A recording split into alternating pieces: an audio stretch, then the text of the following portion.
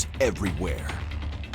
It keeps me up at night knowing what is going on and how hard we try to make change. Those working with Indigenous families have decided to take matters into their own hands.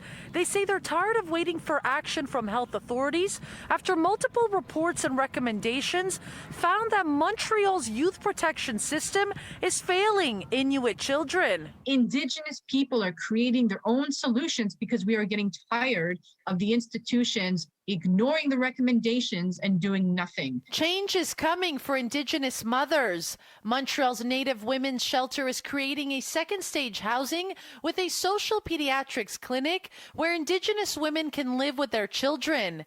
They are also offering free services for those needing help getting their children back from youth protection.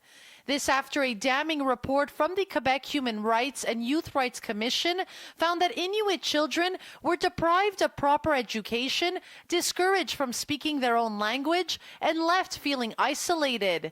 Nakuset co-authored a 2019 report outlining numerous failings in the system.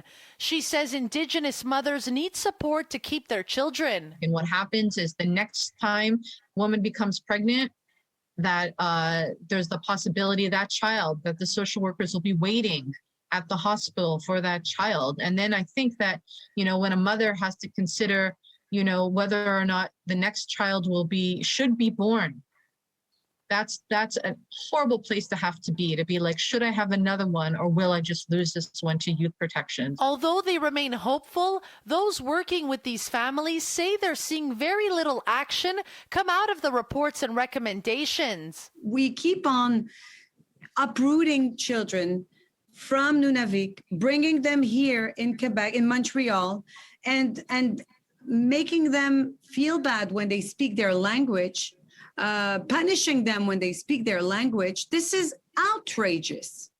And I don't see, and Madame Laurent said that it's time to act.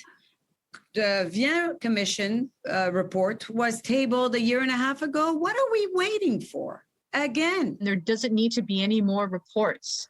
You need to follow the recommendations and have an action plan.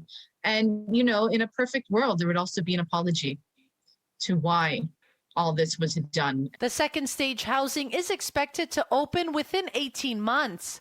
In Montreal, Melina Giubilaro, City News.